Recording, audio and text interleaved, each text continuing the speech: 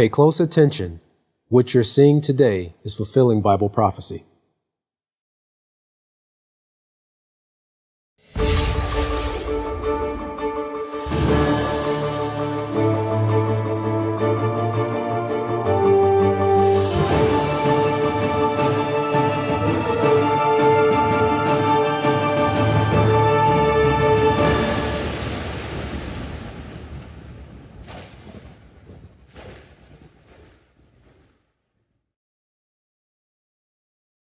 Welcome to another edition of YPN News, bringing you the news as it relates to Bible prophecy and foretold by Yeshua Hawkins.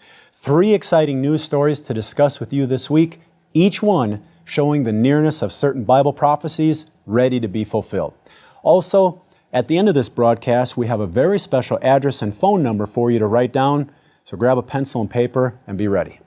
Now for the news. As we continue to watch the ongoing turmoil in Syria, Secretary of State Hillary Clinton had some very strong words for Russia and China. This week, one of Syria's top generals fled the country. He was a member of the inner circle of President Bashar al-Assad. Now, Secretary of State Hillary Clinton called the defection a promising development. She, along with diplomats from 100 nations, met in Paris this week to put pressure on the President Assad to stop the violence. The Syrian uprising has caused at least 9,000 deaths so far. Now, at this meeting, Hillary Clinton also blasted Russia and China for blocking UN sanctions against Syria. She said, "I don't think Russia and China think they are paying any price at all, nothing at all," she said, for standing up on behalf of the Assad regime. The only way that will change is if every nation represented here directly and urgently makes it clear that Russia and China will pay a price. Now, Hillary Clinton didn't comment, however, on what price Russia and China might have to pay. Well, Syria isn't the only country that sanctions have been placed upon. YPN's Larry McGee is standing by with the latest results on the Iranian sanctions recently forced upon them by the U.S. Larry, I thought the purpose of these sanctions was to force Iran to close its nuclear program. What results have we seen so far from these sanctions? Well, the sanctions don't appear to be yielding any results towards peace or stopping Iran's nuclear program so far, Jeff. And as an indication of worsening relations between Tehran and its competitors, today, Iran's Islamic Revolutionary Guard Corps successfully test-fired yet another ballistic missile in what some onlookers are referring to as an indigenous show of strength. The test fire of Iran's Persian Gulf-guided missiles signaled the last phase of a 3-day military exercise that has quite interestingly been named the Great Prophet 7. The latest round of Iranian drills also included the successful test fire of several additional short, medium, and long-range missiles, and also included the successful test of a combat drone as well. The commander for IRGC's Aerospace Division communicates that the missiles tested are in fact capable of striking and destroying the U.S. military bases which currently surround Iran. And the commander went on to state that they could also strike Israel with relative ease. A columnist interviewed for Press Television and offering his insight on the significance of the Great Prophet 7 and its perceived success conveyed that the last phase of the Great Prophet 7 included the test and demonstration of the more sophisticated weapons in Iran's arsenal and includes the Mach 3 or Persian Gulf surface-to-sea missile specifically designed for the terrain of the Persian Gulf, hence its name. It is both laser and TV guided, no one else in the region has it, and it is reported to be very accurate.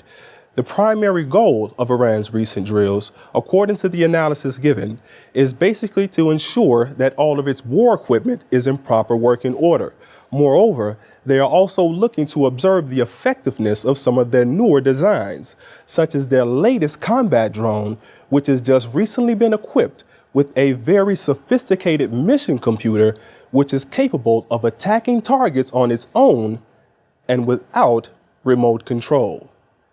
For YPN News, I'm Larry McGee. Jeff, back to you. Larry, from Iran's 3-day military exercise, it looks like Iran doesn't believe this will end peacefully. Now, test firing long to short-range missiles isn't the only retaliatory move Iran is working on. Tehran has drafted a bill that will close the crucial global shipping route, the Straits of Hormuz. Now, these measures are aimed at shutting the waterway to countries which support the sanctions on Iranian oil. In a recent interview with RT, investigative journalist Gareth Porter was asked to give his views on this bill and how much further Iran might go to take revenge. Now, Mr. Porter said, "Well, I think that there's a very good chance that this is the first in a series of moves by Tehran to respond to the oil export embargo. They're very upset about it, no question about that," he said. "It's costing them dearly in terms of income, and they have a number of options all the way up to, of course, actually using mines and other mechanisms to prevent shipping from going through there and delivering oil from the oil-producing countries." Now, keep in mind, the U.S. has stated that it won't tolerate the Straits of Hormuz being shut down in any shape or form, and Washington has already deployed minesweepers and other naval vessels to the region. Gareth Porter went on to say, "Well, I think what we can look forward to in the coming weeks and months is that the Iranians will make a series of moves, beginning with threatening to pass this bill. Then I think the Iranians have the option of a very limited use of mines, very few mines," he said, "being dropped in the Straits to try to get the price of oil to shoot up and to get the United States to react. They have at least 2,000 mines," he said, "probably more than that." That was the figure as of 2008. Also, I think it's been pretty much a given on the part of the analysts at the Pentagon that the Iranians could continue to drop mines for a couple of weeks. Now, even if the United States has the ability to ultimately to sweep for them, this crisis could go on for a number of weeks with the Iranians continuing to drop mines with small boats that could not be detected or prevented from going into the Straits by the United States.